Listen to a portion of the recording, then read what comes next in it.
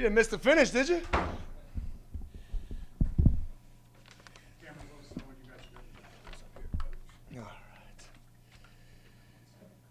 You're good. I need 1 second. Everybody good? You good? Great. All right, we'll start with an opening statement from Coach. First off, just amazing to be out there in a Legacy Stadium. It's great to see the fans come out. Just amazing support. Get to see the kids running around down the hill in the grass. Just brings the urgency to the level of our guys' preparation. So the band brought great energy. I thought the families today were great. So just excited to see a lot of success out there. And you can see the hard work that our men have put in over the last 5 weeks. So I'm thankful for these guys. I'm thankful for just them accepting the change and understanding what the new Wake Forest is going to look like. And I think you got a small taste of that today. So just excited. I'll open it up with any questions. What were some of the top things that you saw? I know you had to go back and review the tape. Yeah. We'll talk further down the road after you get a chance to look through that. But what are some of the things you saw today? Well, I think offensively, I think it was, Deshawn Purdie best day in a long time, if I'm being honest. We went out there and wanted to throw the ball a little bit, spread it around. It's hard to tell in, thud and live and, some of the playmaking ability of guys after the catch, but I thought that was a positive. Devin Kalani, first time really getting some real team reps here the last couple of days, really has firmed the pocket up. I thought he was a big positive. Micah Mays showed that he's a down-the-field threat, and don't worry, DC took the day off. He's going to be carrying the ball plenty as we get going. And defensively, though, I thought very stout. I think, like I said, it's hard to play thud football against that. It's like playing against the 85 Bears a little bit. But the way they're flying around and the way they've bought into our system and what we're asking them to do, Nick Anderson's just been a stalwart and a leader of that side. So really for the first time, though, our O-line did a good job of preventing some sacks. I think it was good by the head ball coach keeping that game nice and tight with the field position, but we came out, I think, ahead and Deacs win today. Assess your quarterback battle right now, progress that's been made during spring. Obviously, you're not going to sit here and name a starter Yeah. ball right now, but progress that each one of them has made. I think, that was part of the week. We had to get it down to 2. We need more reps. And I think both Deshawn and Robbie, you can see a very distinct and different skill set. And I think that's the biggest thing as we work through the summer into fall camp of really formulating the offense into what fits their strengths, right? Deshawn, you can see the big arm. I thought he made some great throws today. Every once in a while, decision-making and processing, we got to get him to that elite level within this offense. And when Robbie takes off, who's catching him? Right, so there's just consistency on both sides from both of those guys that we need to continue to improve. And whoever can take care of the ball and lead this football team will be the first one out there. But don't be surprised even going into the season if we start with 2 guys. Coach, Chris Barnes, number 10. I thought he was maybe the fastest guy out there today. He's 10.21 in high school, yes. So just talk about what he might bring to this team. Well, I think it was hard. Chris had an unfortunate deal like blocking in practice 3 and broke his finger, and he's out there catching the ball with a club on as a receiver. But a dynamic guy. He's going to be great in the return game, elite in the slot. You can flip him, sweeps. You can get him out in the bubble game. And then I think when you talk about stretching the field and what we want to do in play action, he's going to be a big part of that. So just a glimpse of what he's capable of doing. We recruited him, the place I was last, and just excited to have him here. Do you have a sense as spring is winding down, you've had, I think, 10 guys enter the portal already. Do you have a sense as to what you might be looking for in terms of adding to this club over the next couple months? I think the biggest thing is value. I think that's what you look for at this time of year. Who can add value to your football team? We know we have to add tight ends. Like, that is a must, right? Every other position we'll look at who can bring the right value to our team, who can add special teams, who can add starting depth, who can come in and compete, right? Because I think that's what college football ultimately is about. And you got to pour into those kids because to get them ready in a 3-month period before game 1, there's a sense of urgency to that. So that has already begun, and we're excited about adding to this football team. You mentioned tight ends earlier this week. Harry Lodge announced that he was coming back to Wake Forest. Is there anything you can tell me about how that kind of worked out and transpired? I think the biggest thing with Harry, one thing once he got in talking to him, it was like, man, I tried to call you before he signed last time.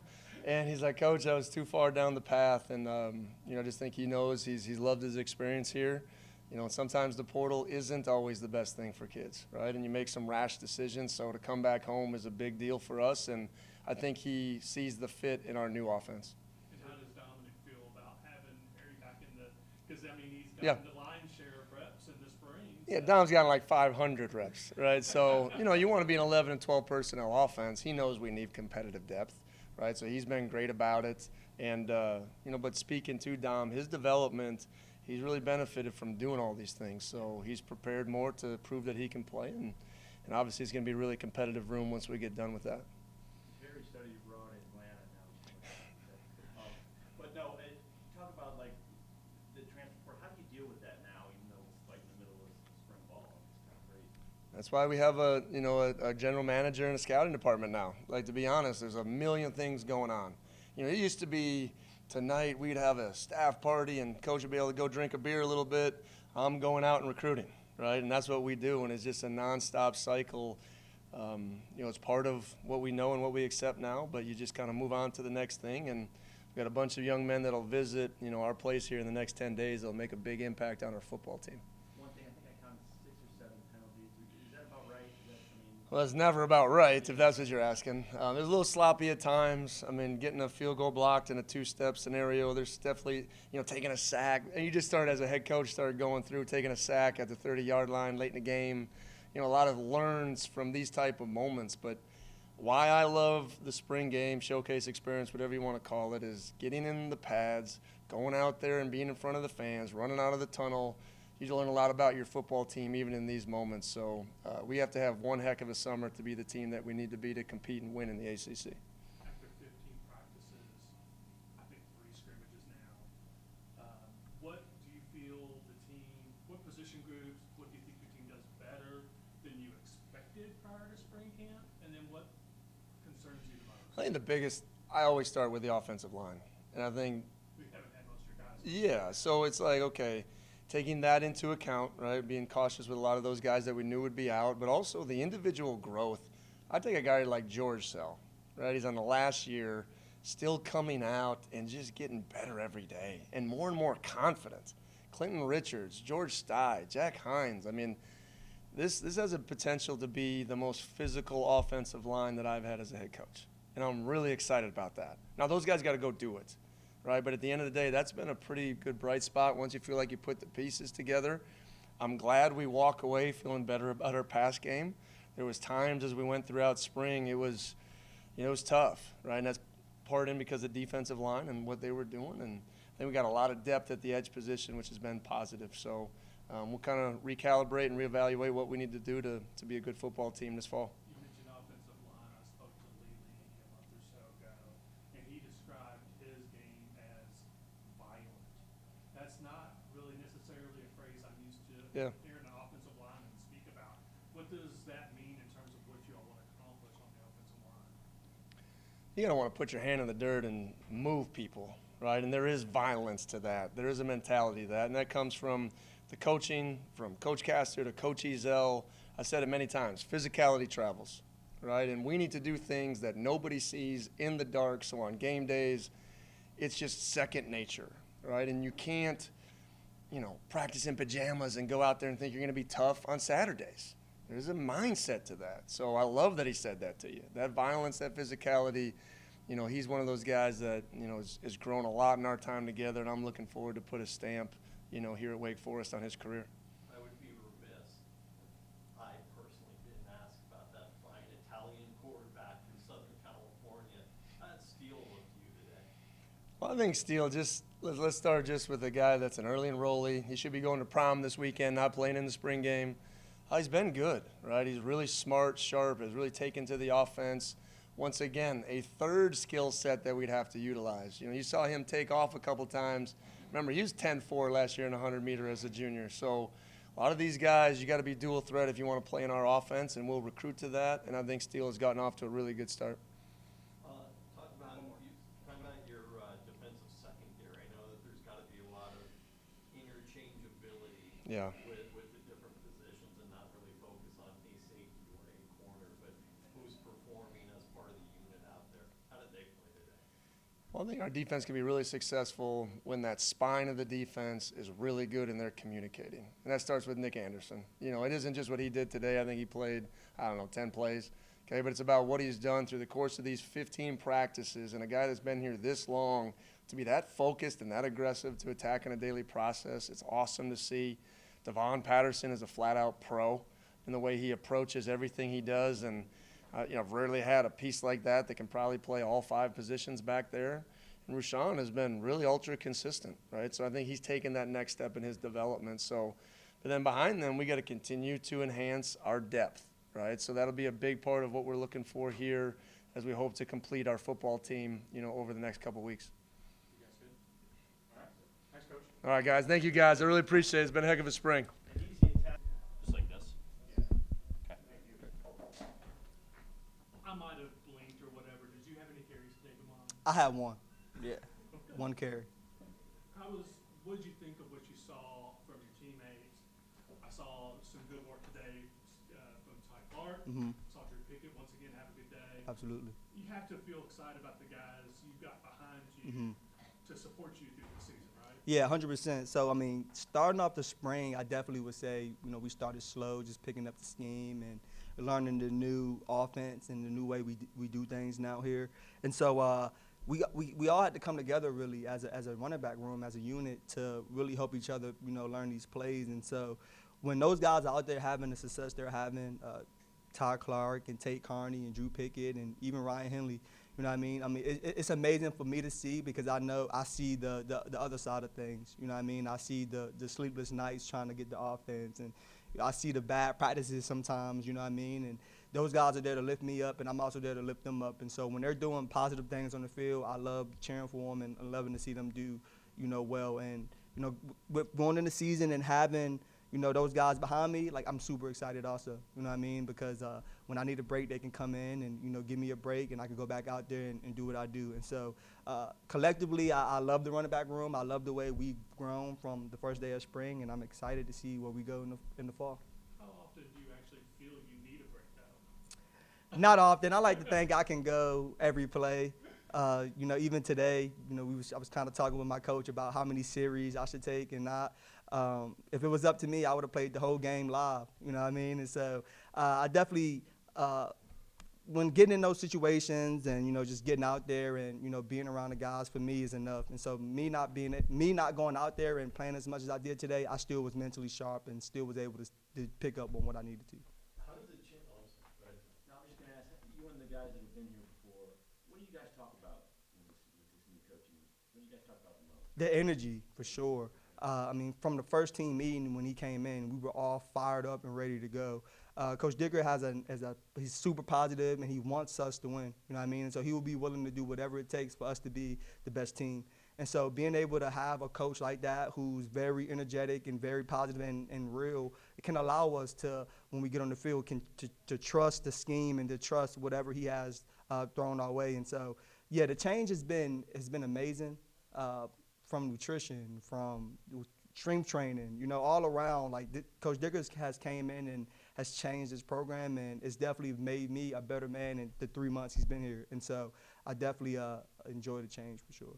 How does it change the offense, or what are you seeing the change of offense when you've got quarterbacks who can run, who can just tuck and run whenever they need to? Yeah, 100%. And so I think that's awesome, because a lot of teams are going to have to pick their poison. Do you want to dial to the running game? Or do you want to dial to the running back, or do you want to dial to the quarterback? You know what I mean? And so at practice, the D coordinator comes to us all the time and says, a lot of D coordinators are going to have a hard time covering you or Robbie or you or Purdie, you know what I mean? And so and that's real. And then once we get the receivers too back healthy and back on their feet, and we have the summer to come together and continue to grow as a unit, I definitely think that when we get in the game, we will all start hitting on the same cylinders, and then we can all just feed off each other. You know what I mean? Robbie busts a run, I bust a run. Los make a catch, Sterling make a catch, Sawyer make a catch, and we continue to, as a team, do this thing.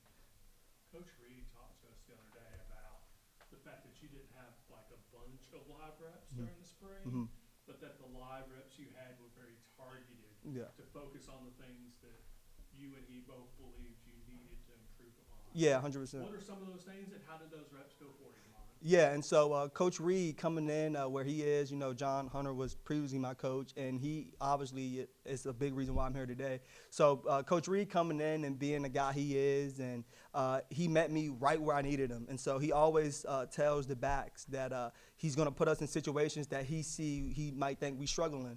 And so, and just having a coach who wants you to get better at your weaknesses, you know what I mean, and then putting us in those situations so we can learn how to execute those plays and our weaknesses is definitely something that has allowed me to improve this season, and also, you know, the running back room.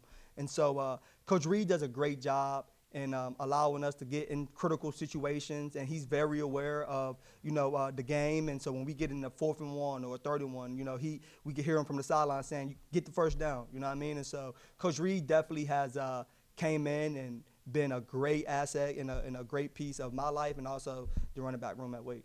If I know you, you're probably in the moment thinking about right now, this scrimmage and the season ahead. But do you also believe that those type of things that you're getting from Coach Reed will help you as you prepare to go through the NFL draft? Yeah, 100%. And from the physical standpoint, you know, ball is going to be ball. But the greatest thing about these coaches here is they want to help me more as a man. You know what I mean? And so just being able to get around Coach Ben and Coach Reed and, you know, Coach Dickert, and I might be having not the best day, and for those guys to come in and say, let's work through these things, let's find ways to get through it so we can be better. You know what I mean? And so developing that trust was really important and is really major to me. And so as long as me and Coach Reed and Coach Dickert and Ezell can continue to build that trust and continue to thrive on what we truly believe in, and that's just being the best we can be for the Dean and Deacons, then overall I think our relationship will continue to grow and be very critical in my development to the next level. Thank you. Appreciate y'all. Yeah, absolutely. I finally met Coach Ben a couple days ago. Redshirt freshman, Nick. That was a little bit of time ago.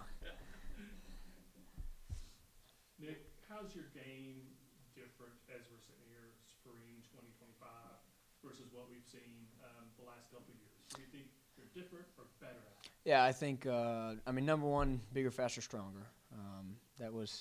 That's always been my thing. I came in, a lot different than my freshman year, just in terms of my body, the strength in the weight room, and then just my knowledge for the game. You know, that comes with experience. You know, when you have stuff, you just you don't even have to think about stuff. You just can feel it, and so the experience really helps with that. I've heard through spring ball there were a lot more people losing their breakfast last spring. Is that a fair assessment? I think it's saying we're working hard. Right. Is that kind of what this spring ball? Yeah, I think the best way I can put it is there's been a big difference between having to go and work hard when it's like, oh gosh, this year it's almost like we know it's going to be hard, but everyone's excited to go work, and that's been really, really good. The word that keeps getting thrown around from players who have been here before is a difference in energy. Mm-hmm.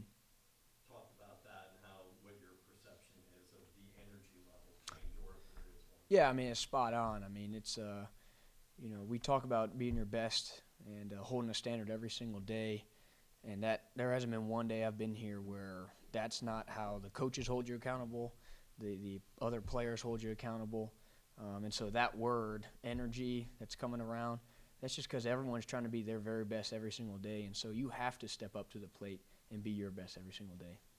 Talk about the defensive secondary. We've talked with the position coaches and with Jake about the need for interchangeability. Mm-hmm. That it's not just about a safety playing that safety spot. They got to know what the corners are doing. They got to have basically 5 guys back there who can do anything. Mm-hmm. Talk about the change that is for you. Yeah, I think not only for me but for all the secondary guys. It helps tremendously when you know what the guy next to you is doing. You can, play a little bit heavy on this side or that side. You know where your help's going to be. It's a team game for a reason. And so, having that ability to know what the guy next to you is doing, to know what the guy on the other side of the field's doing, we can really eliminate just, guys just getting opened so quickly, and we can really work together.